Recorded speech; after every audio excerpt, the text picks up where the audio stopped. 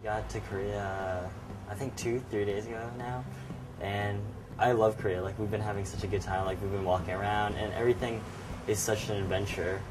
And probably the craziest thing for me is that right before I got here, on July 10th, right before I went to Korea, is that I got those letters from my birth mother, and I think that really kind of changed and kind of set the tone and kind of the frame, I guess, for this entire trip. And I think that's really amazing. You know, like, the entire time I was on the plane, I was really thinking, you know, like, I could potentially run into my birth mother here, and I'm probably closer than I've been since I was like 13, and so I'm closer than ever. I'm like probably, I think I'm an hour away from her by subway, so it's pretty crazy. And I think probably one of my initial reactions when I got the letter was that I was just so overwhelmed, but I was also so happy. But I don't think it hit me until I was on the plane, and that's when I was like, holy shit, I'm going to Korea to meet my birth mother. And I think that really was amazing, because I think this easily could have become more of like a cultural exploration, but now it's kind of twofold with that and the adoption angle. So.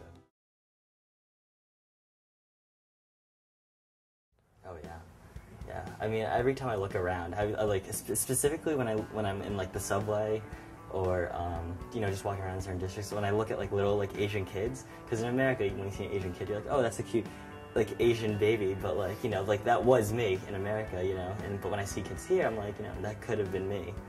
You know, that could have been me growing up here. I could be that kid walking down and, you know, this district or that, you know, and just, you know, experiencing culture and really living it. So I always kind of in the back of my mind, I wonder, what if I did live here? You know, who would I be? And kind of, would I be that kid? And it's kind of strange, but in a lot of ways, it helps me to, so far, to reaffirm who I am. But at the same time, question it enough, you know, to keep the possibilities open. So. Actually, I'm not feeling homesick at all yet. I mean, it's only been 2-3 days, and right now I love Korea. Last night we went to this great spa, and we had an amazing time, and it was just such a I think that, in particular, definitely had more of a culture shock than other aspects of Korea. And what's also interesting is that a lot of Korea, there's something very comforting about being here. I don't know what it is. I don't know if it's how nice the people are, or if it's that I feel some kind of cultural connection to this. But, so I don't know what it is, but I'm definitely not homesick. I don't know how to put it. I think it's something deeper than that, and especially in the fact that I'm not, at least physically, a minority here. I think that definitely plays a role in it, but culturally, I'm absolutely not Korean and definitely a minority still.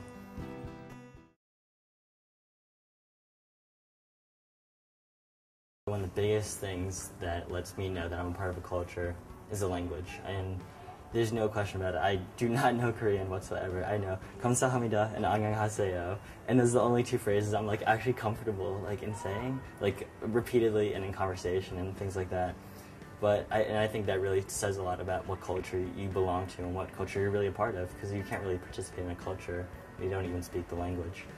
And so in that sense, I feel really different and dissimilar from people here. But at the same time, I mean, I look at the city of Seoul and I feel like this is a place that I can live in, like New York, and like, you know, someplace like Hong Kong for, you know, Myeong. I think that it's, you know, a very accessible city and it embodies a lot of different cultures that I think that you can fall into, and I can see that for myself.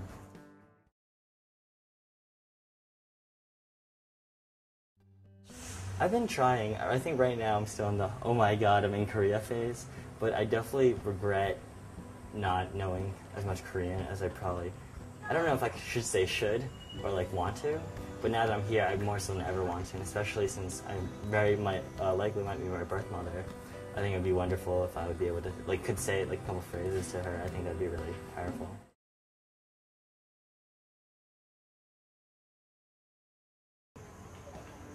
I don't know if this is like a culture that I actually want, like feel the need to be a part of. I don't know, or always feel like an outsider. I don't know. I don't think that it's that important to me. I think it's something that I'd like to, but I think if I truly wanted to become a part of Korean culture and felt that it was necessary to learn the language, I think I could put in an effort to do so. But right now, at this time, I don't feel like I want to.